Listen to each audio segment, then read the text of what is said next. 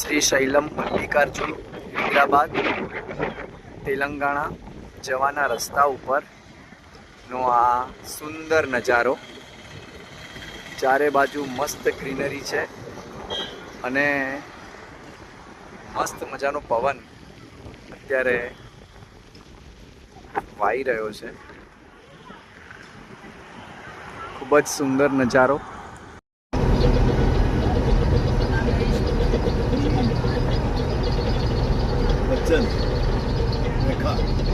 શ્રીશૈલમ જતી વખતે વચ્ચે આવી રીતે ટાઈગર રિઝર્વ ફોરેસ્ટ પણ આવે છે અને અહીંયા આગળ એવું કહે છે કે વ્હીકલ રોકવું નહીં.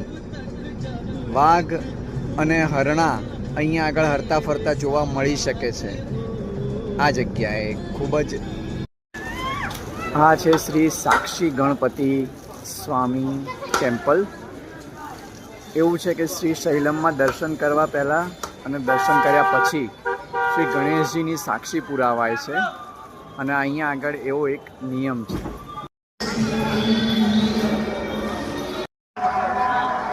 શ્રીશૈલમ મલ્લિકાર્જુનમનું આ પ્રવેશ દ્વાર, આ મંદિરનું પ્રવેશ દ્વાર છે.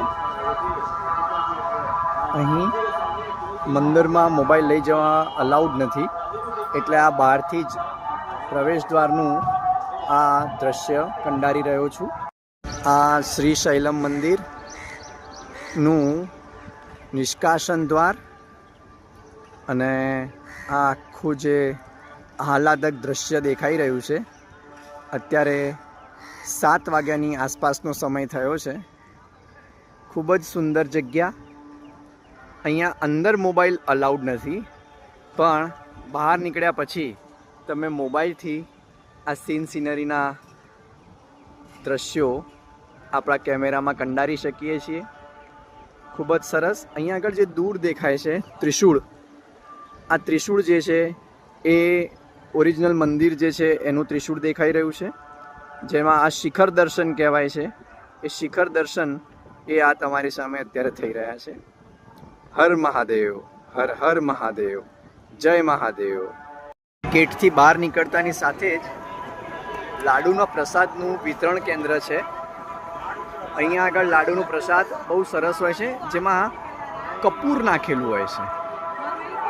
સાથે સાથે આ આખો રસ્તો સમગ્ર માર્ગ ઉપર સતત ઓમ નમઃ શિવાય અને શંકર ભગવાનના શ્લોકોનું ચેન્ટિંગ ચાલુ જ હોય છે.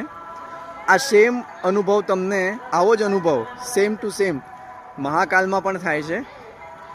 મહાકાલ લોકમાં ચાલતા હો ત્યારે જેવો અનુભવ થતો હોય છે એવો જ અહીંયા શ્રીશૈલમમાં પણ અનુભવ થઈ રહ્યો છે. ખૂબ જ સરસ. આ આખો પટ્ટો ગ્રીન બેલ્ટ, ગ્રીન લેશ બેલ્ટ બહુ મસ્ત છે. શ્રીશૈલમ મલ્લિકાર્જુનમ, હર મહાદેવ. અહીં ફૂલોના ગજરા ખૂબ મહત્ત્વ છે. અહીંયા આગળ લોકો ગજરાને લઈને લોકોને દાન આપે છે. ગજરો પહેરવાનો તો ખરો જ, પણ ગજરાનું દાન આપવાનું પણ ખૂબ જ મહત્ત્વ છે. લોકો અહીંયા વેણી ખરીદીને લોકોને દાન આપવાનું કામ કરે છે.